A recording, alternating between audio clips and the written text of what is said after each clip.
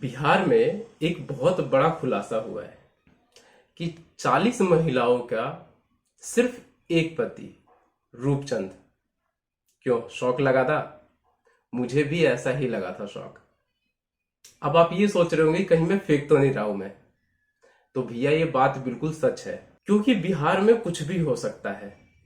अभी तक तो आप बिहार को जानते होंगे आईएएस आईपीएस के लिए, क्योंकि सबसे ज्यादा जो बच्चे जो हैं वो क्वालिफाई करते हैं बिहार वाले। या फिर देश दुनिया में जो सबसे ज्यादा पलायन होता है वो होता है बिहार से, इसलिए आप लोग अभी तक जानते होंगे।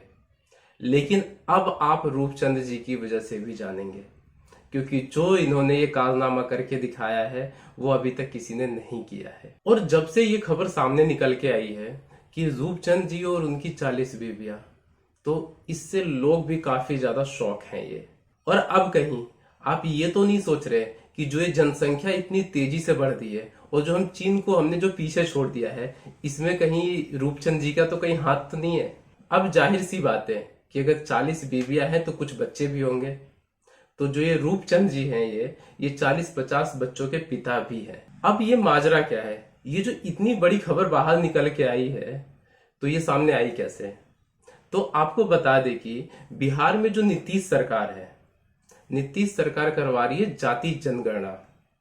इसके तहत जो भी अधिकारी हैं अलग अलग जिलों में अलग अलग जगहों पे जाकर के वो पूछ रहे हैं, ए भाई कौन जाति? और इन्होंने 17 सवालों की एक फेरी बना रखी है और इसे लेकर के अलग अलग जगहों पे अलग अलग लोगों से जाकर के ये जो सवाल हैं ये पूछ रहे हैं ये लोग। लेकिन जब अधिकारी बिहार के अरवल जिले में पहुंचे और वहां के एक वार्ड में गए और वहां पे उन्होंने एक एक करके सारे घरों में वो लोग जाने लगे।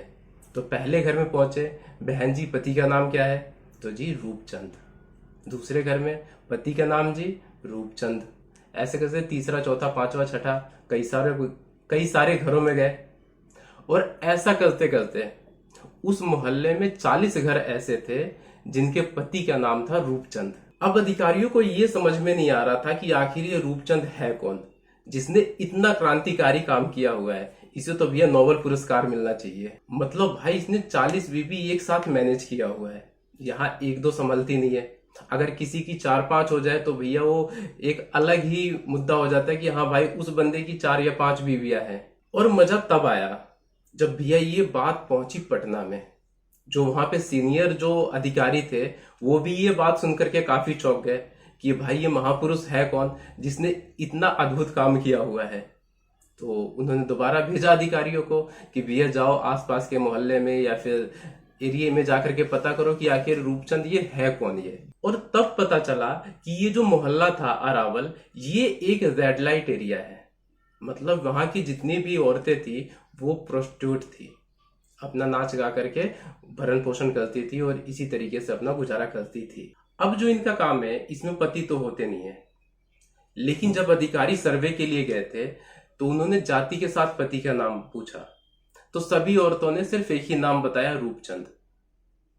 अब रूपचंद नाम बताया है तो कोई तो व्यक्ति होगा ही। तो अधिकारियों ने फिर से ढूंढना स्टार्ट किया कि भाई ये रूपचंद है कौन ये। फिर अधिकारियों को एक और शक हुआ, कहीं इन औरतों ने झूठ तो नहीं ना बोला कि वैसे ही लिखवा दिया रूपचंद जी, हाँ चलो लिखवा दो। लेकिन सबने सिर्फ एक ही नाम। तो इन महिलाओं की जब आईडी चेक हुई तो सभी में एक ही नाम, रूपचंद। तो ये प्रॉपर तौर पे था कि ये सभी का पति रूपचंद ही है। किसी के बाप का नाम रूपचंद, किसी के पति का नाम रूपचंद, और मेन रूपचंद गायब है। तो लास्ट में फाइनली रूपचंद जी की असलियत सामने निकल करके आई। इस रेड लाइट एरिया में पैसे को ही रूपचंद कहा जाता है। एक कोड वर्ड है पैसे का, रूपचंद। और इन सभी औरतों ने इस पैसे को ही अपना पति मान लिया, यानी रूपचंद को ही अपना पति मान लिया, क्योंकि सारा काम तो पैसों के लिए ही किया जा रहा है। और जब आईडी बनाने की बात आई तो उस वक्त भी इन्होंने अपने पति के नाम की जगह रूपचंद लिखवा दिया, क्योंकि वो कहावत है ना, बाप बड़ा ना भैया सबसे बड़ा रुपया।